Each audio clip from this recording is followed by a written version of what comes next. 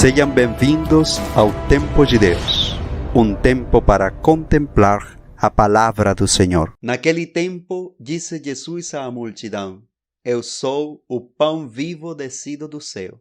Quem comer deste pão viverá eternamente. E o pão que eu darei é a minha carne dada para a vida do mundo.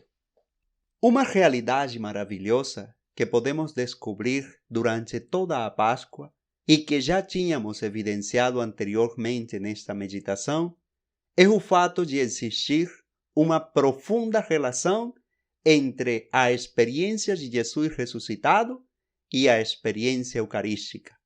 Ainda melhor, bem podemos afirmar que a Páscoa toda é, em si mesma, uma reflexão eucarística.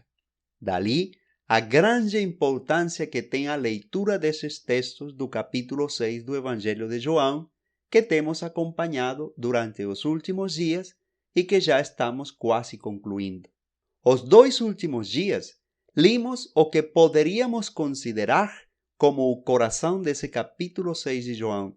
Nele descobrimos a maravilhosa revelação de Jesus como pão da vida que se nos dá em alimento através da Eucaristia.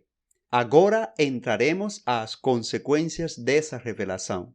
Diante de uma manifestação tão grande, não podemos ser passivos.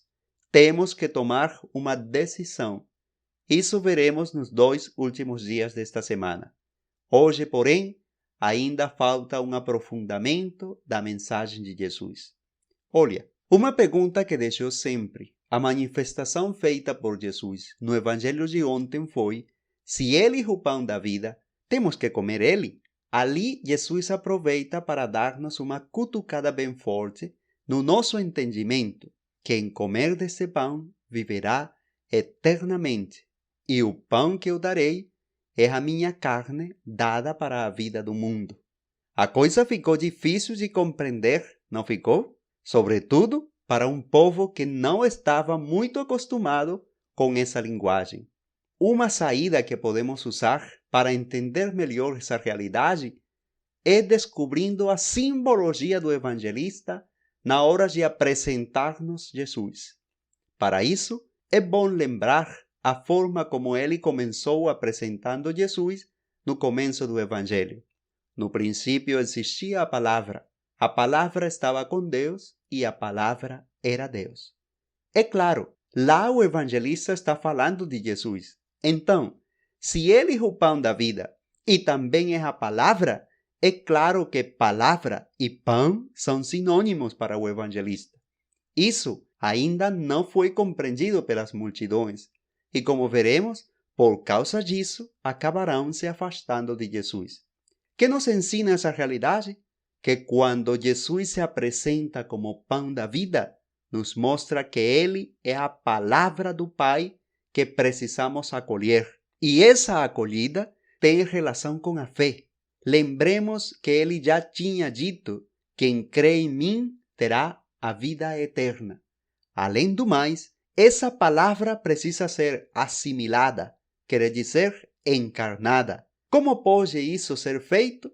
O evangelista nos diz: temos que comer, alimentarmos com a palavra. Tudo isso dá muito sentido ao nosso texto de hoje.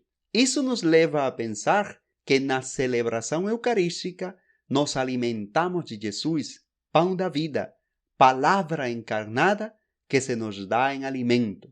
Assim, na Eucaristia, encontramos uma síntese maravilhosa de tudo o que temos trabalhado no capítulo 6 do Evangelho de João nos últimos dias. Nela recebemos Jesus, acolhemos sua mensagem de amor, nos alimentamos dele, comungamos com ele e nos transformamos nele para seguir sendo, como ele, mediação do amor de Deus e salvação para o mundo. Isso me leva a encerrar com aquela música que cantamos na Eucaristia.